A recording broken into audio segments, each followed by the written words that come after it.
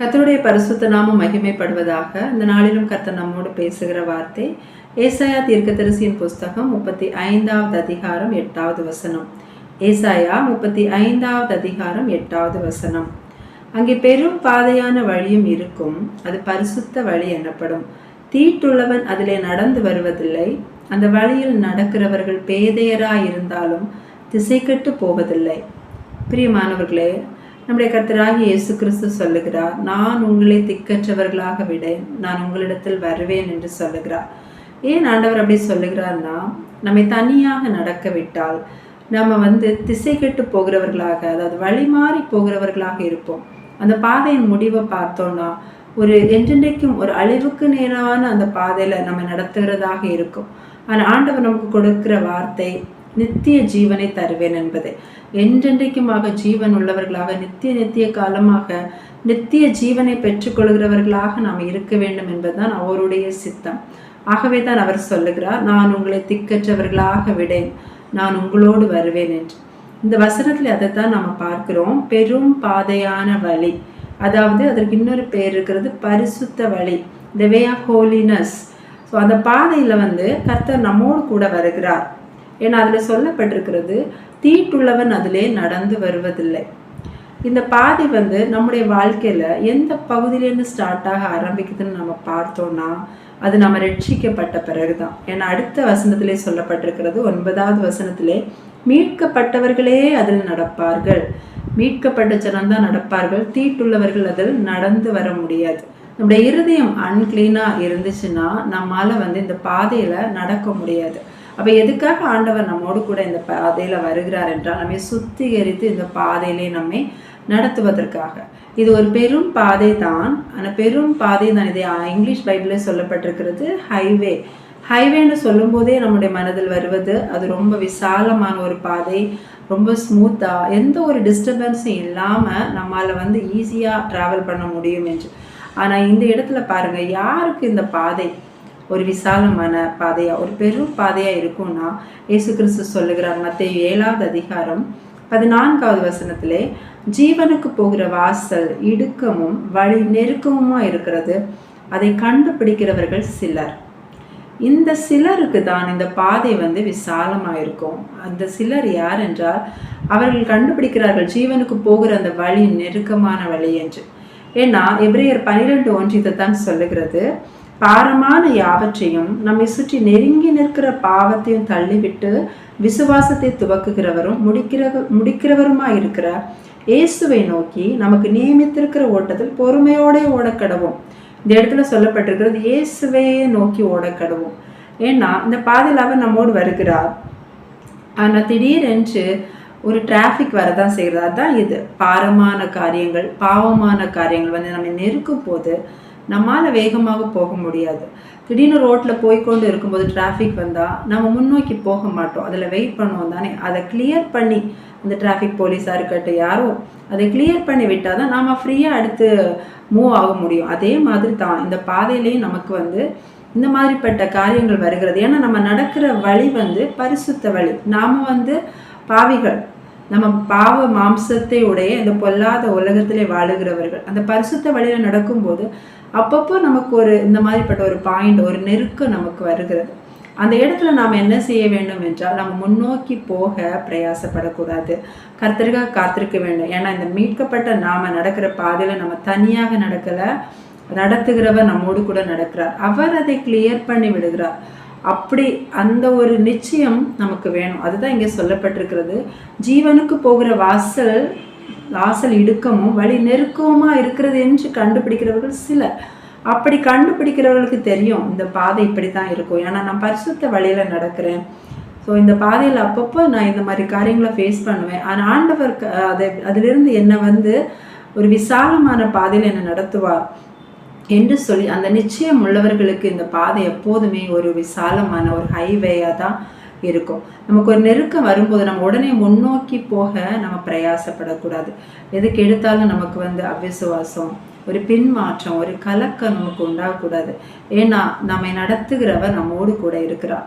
இந்த காரியத்தை நம்ம புரிந்து கொள்வதற்காகத்தான் பழைய ஏற்பாட்டிலே இஸ்ரவேல் ஜனங்களுடைய பிரயாணத்தை குறித்து ஆண்டவர் நமக்கு எழுதி கொடுத்திருக்கிறார். எகிப்திலிருந்து கானானுக்கு நேராக அவர்கள் மீட்கப்பட்ட உடனே, அதாவது அந்த எகிப்தை விட்டு வெளியே வந்த உடனே அவர்களுக்கு முன்பாக ஒரு பெரும் பாதை இருக்கிறது. எகிப்திலிருந்து கானானுக்கு நேராக மேக ஸ்தம்பத்திலும் அக்கினி ஸ்தம்பத்திலும் கர்த்தர் அவர்களோடு கூட செல்லுகிறார். அவளை குறித்து ஒரு முக்கியமான காரியம் சொல்லப்பட்டிருக்கிறது பாருங்க. எண்ணாகமம் 9வது அதிகாரம் 17வது வசனத்திலே, மேகம் கூடாரத்திலிருந்து மேலே எழும்பும் போது இஸ்ரவேல் புத்திரர் பிரயாணம் பண்ணுவார்கள். மேகம் தங்கும் இடத்தில் இஸ்ரவேல் புத்திரர் பாளையம் இறங்குவார்கள். இதுதான் அவங்க டெஸ்டினியை ரீச் பண்ணுறதுக்கு அவங்களுக்கு இருக்க ஒரு முக்கியமான ஒரு ஃபார்முலான்னு சொல்லலாம். மேகம் எப்பெல்லாம் எழும்புமோ அப்பொழுதுதான் அவர்கள் பிரயாணம் பண்ணுவார்கள். அது வரைக்கும் அந்த கூடாரத்தில் அவர்கள் தங்கி இருப்பார்கள், கர்த்தருக்காக காத்து கொண்டு இருப்பார்கள். மேகம் ஒரு நாளோ இல்லை 2 நாளோ இல்லை அது எழும்புறதுக்கு 1 மாதமோ 1 வருடமோ எத்தனை நாளானாலும் அவர்கள் அப்படியே இருப்பார்கள் என்று வசனம் சொல்லுகிறது. கர்த்தருடைய ஒரு உணர்த்துதல் வரல, அவனுடைய வார்த்தை வரலைன்னா நாம் அப்படியே இருக்க வேண்டும் என்று தான் இந்த வசனம் நமக்கு சொல்லுகிற காரியமாக இருக்கிறது. மேகம் எதற்காக மேலே எழும்பாமல் இருக்கிறதுன்னா, அங்கே ஒரு உதாரணத்தை பார்த்தோம்னா, எண்ணாகமம் 12வது அதிகாரத்திலே மிரியாம் கர்த்தருக்கு விரோதமாக ஒரு காரியம் செய்கிறாள். மிரியாமும் ஆரோனும் மோசைக்கு விரோதமாக பேசுகிறார்கள். கர்த்தருடைய கோபம் அவர்கள் மேல் வரும்போது பாருங்கள், வசனம் சொல்லுகிறது. எண்ணாகமம் 12:9வது வசனத்திலே, கர்த்தருடைய கோபம் அவர்கள் மேல் மூண்டது, அவர் போய்விட்டார். இந்த பாதையில் அவர் தான் நடத்தி கொண்டு வரார், மீட்கப்பட்டவர்களை நடத்துகிற பாதை. ஆனால் இந்த இடத்துல சொல்லியிருக்கு அவர் போய்விட்டார் என்று.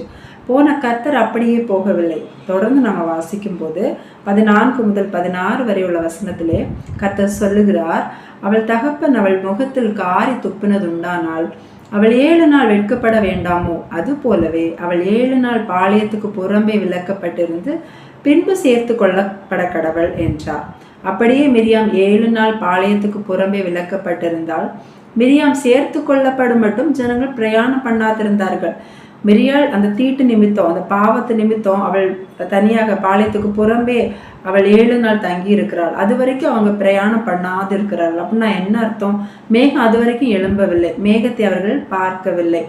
ஸோ அப்படி இருக்கிறார்கள். பின்பு ஜனங்கள் ஆஸ்திரோத்திலிருந்து புறப்பட்டு பாரான் வனாந்திரத்திலே பாளையம் இறங்கினார்கள்.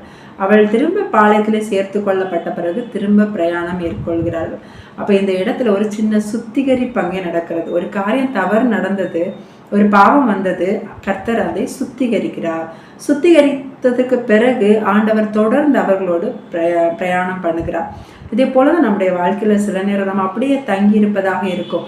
இருக்கிற நிலைமையிலிருந்து அடுத்த ஒரு ஸ்டெப்பு போன மாதிரி இருக்காது, அடுத்த ஒரு லெவல் போன மாதிரி இருக்காது. கர்த்தர் நம்மோடு நம்மை உணர்த்துவதாகவோ ஏதாவது அடுத்த லெவலுக்கு கொண்டு போகிற மாதிரி எதுவுமே செய்கிறது மாதிரி நமக்கு தோணாது. அந்த இடத்துல நாம் என்ன செய்யணும்னா, நாமளே அடுத்த லெவல் போக முயற்சி செய்யக்கூடாது. கர்த்தர் நம்மை வைத்திருக்கிற பொசிஷனாக இருக்கலாம், சூழ்நிலையாக இருக்கலாம், ரெஸ்பான்சிபிலிட்டியாக இருக்கலாம். ஆண்டவர் எதில் வைத்திருக்கிறாரோ அதில் உண்மையாக கர்த்தருக்காக நம்ம காத்திருக்க வேண்டும். அந்த இடத்துல ஏதோ சுத்திகரிப்பை ஆண்டவர் செய்து கொண்டே இருக்கிறார். அதன் முடிவில் திரும்ப ஆண்டவர் நம்மோடு பிரயாணப்படுகிற தேவனா இருக்கிறார். அவர் நம்மோடு வந்தால் தான் அடுத்து அவர் கொண்டு போகிற இடம் இளைப்பாறுதலா இருக்கும், ஜெயமா இருக்கும். கர்த்தர் இல்லாமல் போனால் அந்த இடத்துல ஒரு இளைப்பாறுதலோ ஜெயமோ உண்டாகாது. எனவேதான் கர்த்தர் சொல்லுகிறார், என் சமூகம் உனக்கு முன்னே செல்லும், நான் உனக்கு இளைப்பாறுதல் தருவேன் என்று. இந்த இடத்துல அதுதான் நடக்கிறது. நம்முடைய வாழ்க்கையில் அதுதான். இந்த பாதையில நிச்சயமாக சுத்திகரிப்பு உண்டு. சுத்திகரிப்பு வர வரதான் அவருடைய அந்த பெர்மனண்ட் பிரசன்ஸ் நம்மளோடு கூட இருக்கும். இதுதான் சங்கீதம் 51வது அதிகாரத்திலே தாவீது பத்சேபாளிடத்தில் தவறு பண்ணும்போது இப்படித்தான் ஜெபிக்கிறார். தேவனே, சுத்த இருதயத்தை என்னிலே சிருஷ்டியும், நிலைவரமான ஆவி என் உள்ளத்தில் புதுப்பியும். அந்த நிலையான ஆவி நமக்குள்ளே வரணும்னா இருதயத்துல சுத்திகரிப்பு தொடர்ந்து கர்த்தர் செய்கிறார்.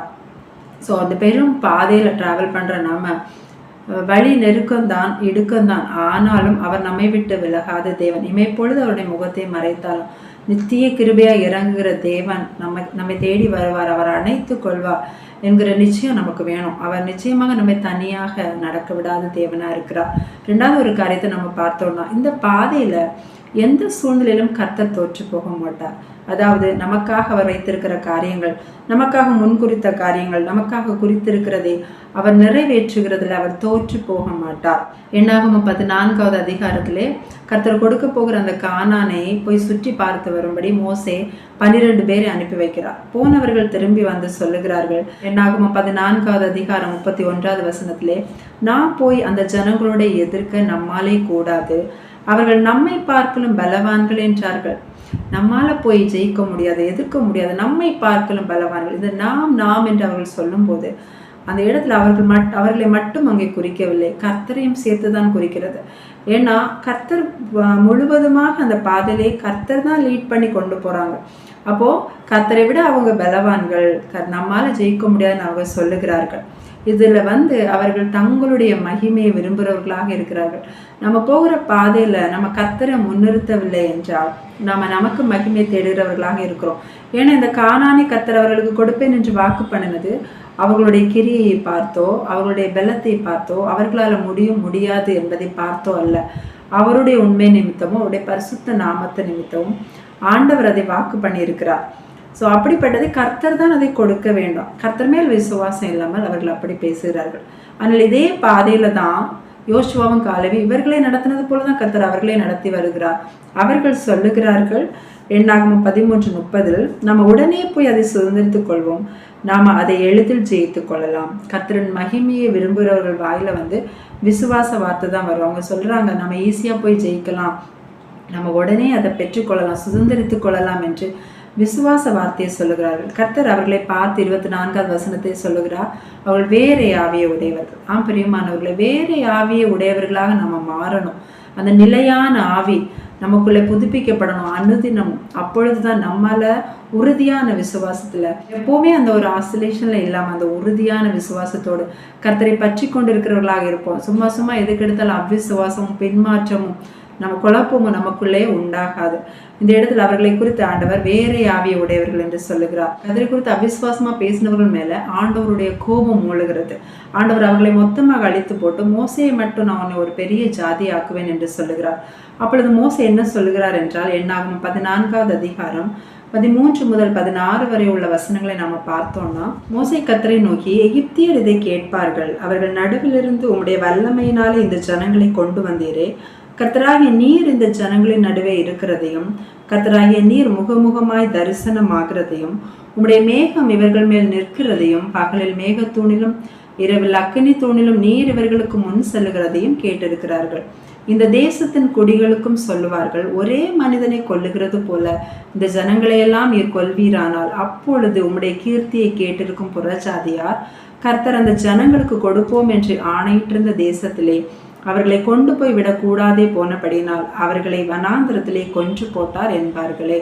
இந்த இடத்துல மோசே சொல்லுகிறார், நீர் அவர்களை உடைய வல்லமையினால் எகிப்திலிருந்து கொண்டு வந்தீங்களே, அந்த ஜனங்கள் எல்லாம் பார்த்து கொண்டே இருக்கிறார்கள், நீர் அவர்களோட முகமுகமாய் தரிசனம் கொடுக்கிறதையும், அவர்களுக்கு முன்பாக மேகத்தூணிலும் அக்னி தூணிலும் அவர்களுக்கு முன்பாக செல்வதையும் எல்லாவற்றையும் எகிப்தியர்ல எல்லா புறஜாதியரும் பார்த்து கொண்டிருக்கிறார்கள். இன்று நீர் அவர்களை அழித்து போட்டால் அவர்களை கொண்டு அவர் வாக்குப்படின இடத்துக்கு கொண்டு சேர்க்க முடியாமல் கர்த்தர் அவர்களை கொன்று போட்டார் என்று சொல்லுவார்கள்.